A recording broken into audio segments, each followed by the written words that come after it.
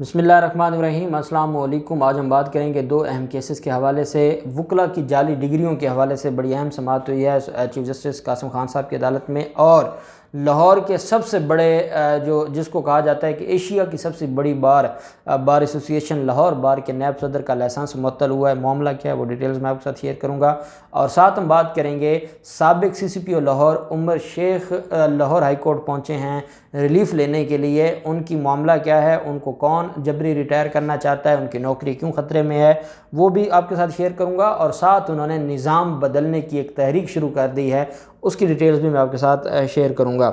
पहले तो हम बात कर लेते हैं, लाहौर हाई कोर्ट में आज समाअत हुई है। चीफ जस्टिस कासिम खान साहब ने ये अहम समाअत की, और उसमें पंजाब यूनिवर्सिटी से जो लीगल एडवाइज़र हैं पंजाब यूनिवर्सिटी के मलिक अवैस खालिद एडवोकेट साहब, वो अदालत में पेश हुए और उन्होंने अदालत को असिस्ट किया। एक तो अदालत को उन्होंने बताया कि जो ऑनरेबल कोर्ट का ऑर्डर है कि 1999 से लेकर अब तक वकला की जो डिग्री हैं उनको चेक किया जाए, उनको वेरीफाई किया जाए, और उसमें जो पंजाब बार कौंसिल के अब तक के नुमाइंदे रहे, जो 5 साल पिछले जो डिस्ट्रिक्ट बार एसोसिएशन या तहसील बार एसोसिएशंस के सदूर रहे या कैंडिडेट्स रहे, उन सारे लोगों की जो डिग्री हैं वो चेक होनी है। तो उस पर तो मलिक अवैस खालिद ने अदालत से टाइम मांगा कि हमें मज़ीद मोहलत दी जाए, हम इस प्रोसेस को हमने शुरू किया हुआ है। साथ ही अदालत को उन्होंने बताया कि जो पंजाब यूनिवर्सिटी की कमेटी है उसने जो नायब सदर हैं कैंट सीट से लाहौर बार के, जो कैंट सीट है, कैंट कचहरी की सीट है, उससे जो नायब सदर हैं लाहौर बार के इरफान अहमद खिच्ची। अब ये इरफान अहमद खिच्ची कौन है? ये मुसलसल तीसरी दफ़ा इलेक्शन लड़ा। पहले इसने इलेक्शन लड़ा, हार गया, फिर अगले साल दोबारा इलेक्शन लड़ा, फिर हार गया, और फिर तीसरी दफ़ा इलेक्शन लड़ा और इलेक्शन जीत गया, और इधर इलेक्शन जीता और इधर उसकी डिग्री जाली निकल आई। आप अंदाज़ा लगाएं कि ये माफियाज कितने स्ट्रॉन्ग होते हैं या कैसे ये लड़ते हैं। अब उसके पास इतना पैसा तो था कि हर साल करोड़ों रुपए वो इलेक्शन पर लगा रहा था, और फिर भी वो इलेक्शन लड़ी जा रहा था। और शायद वो इलेक्शन ना लड़ता तो वो तो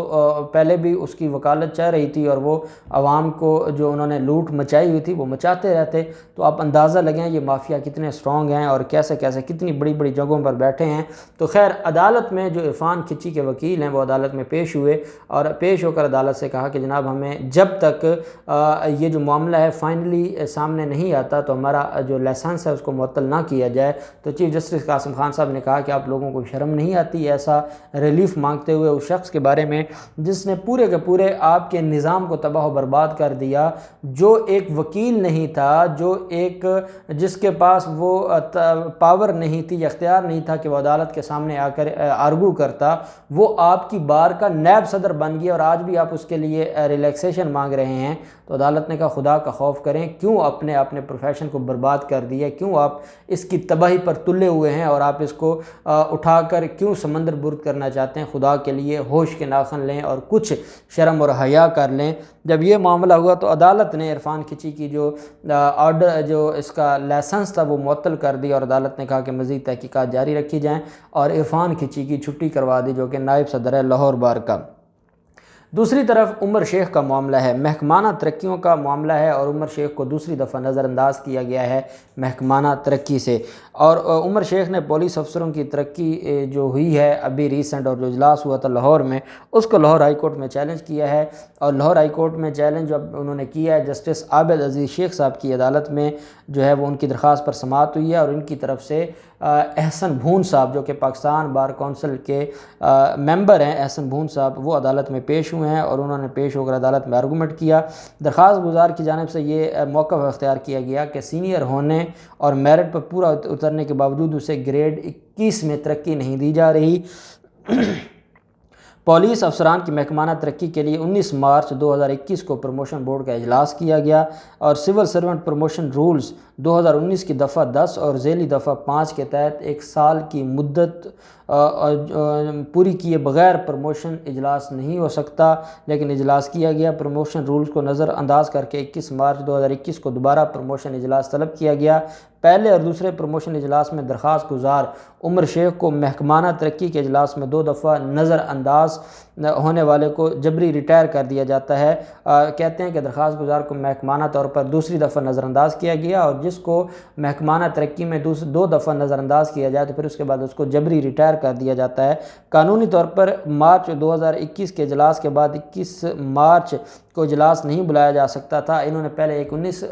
مارچ کو اجلاس بلایا، پھر اگلا ہی اجلاس 21 مارچ کو بلا لیا، جو کہ غیر قانونی تھا۔ درخواست گزار پولیس افسر عمر شیخ کی جانب سے استدعا کی گئی ہے کہ عدالت پولیس پر پروموشن بورڈ کا 21 مارچ کا ہونے والے اجلاس کی کارروائی کو کالعدم قرار دے، اور جو میری پروموشن ہے اس کا آرڈر کیا جائے، کیونکہ میں قانون کے مطابق پروموشن کی جو رولز ہیں، جو پالیسیز ہیں، ان کے اوپر پورا اترتا ہوں، اور مجھے ہر حال میں ریلیف دیا جائے۔ ساتھ انہوں نے عدالت سے اسٹے مانگ لیا ہے کہ جب تک عدالت میں یہ درخواست پینڈنگ ہے تو درخواست گزار کے خلاف کسی بھی طرح کی تادیبی کارروائی نہ کرنے کا حکم دیا جائے، اور اس میں سیکرٹری اسٹیبلشمنٹ سمیت دیگر افسران کو جو ہے وہ وضاحت طلب کی گئی ہے۔ عدالت نے جو نوٹسز جاری کر دیے ہیں، اور جو ان کی درخواست تھی اس کو قابل سماعت گردانتے ہوئے نوٹسز جاری کر دیے سیکرٹری اسٹیبلشمنٹ کو اور باقی افسران کو کہ وہ آ کر جواب دیں، اور جواب دے کر اس معاملے کو دیکھا جائے۔ اب عمر شیخ پچھلے کئی عرصہ سے، آپ عمر شیخ کو جانتے ہیں، وہ سابق CCPO لاہور ہیں، اور انہوں نے نون لیگ کو جس طریقے سے نون لیگ کے خلاف کارروائیاں کی تھیں، اب عمر شیخ کو یہ لگتا ہے کہ جو نون لیگی مافیا ہے یا شریف مافیا ہے وہ بیوروکریسی میں اتنا سٹرونگ ہے کہ بیوروکریسی مجھے پروموٹ نہیں کرنا چاہتی۔ بیوروکریسی یہ چاہتی ہے کہ کیونکہ اس نے آنکھیں دکھائی تھیں یا اس نے بولا تھا شریف خاندان کے سامنے یا نون لیگ کے سامنے، تو اتنی بڑی گستاخی برداشت نہیں کی جا سکتی۔ اس وجہ سے جو بیوروکریسی ہے وہ اب قربانی کا بکرا بنانا چاہتی ہے، یا اب سزا دینا چاہتی ہے عمر شیخ کو، اور اس وجہ سے عمر شیخ کی ترقی نہیں ہو رہی، اور وہ یک کے بعد دیگرے 2 اجلاسز کر کے پروموشن کے اب جبری ریٹائر کرنا چاہتے ہیں عمر شیخ کو، اور اس وجہ سے عمر شیخ نے یہ جو درخواست ہے وہ عدالت میں فائل کی، اور عمر شیخ اس کے اوپر کافی دنوں سے بات بھی کر رہے ہیں کہ مجھے جبری ریٹائر کیے جانے کا جو ہے وہ میرے خلاف سازشیں ہو رہی ہیں، اور ان سازشوں کو میں جو ہے وہ ہر حال میں ان سازشوں سے اپنی جان چھڑواؤں گا۔ ساتھ عمر شیخ نے ایک ینگ پیٹریوٹ کے نام سے پارٹی کا بنیادی ڈھانچہ تعمیر کیا ہے، اپنا ایک آڈیو پیغام ان کا وائرل ہوا ہے، اور انہوں نے ان کو کہا ہے کہ پاکستان کا جو فرسودہ نظام ہے اس کو ٹھیک کرنے کے لیے نوجوان نسل میرا ساتھ دے، اور ساتھ انہوں نے یہ بھی کہا ہے کہ جو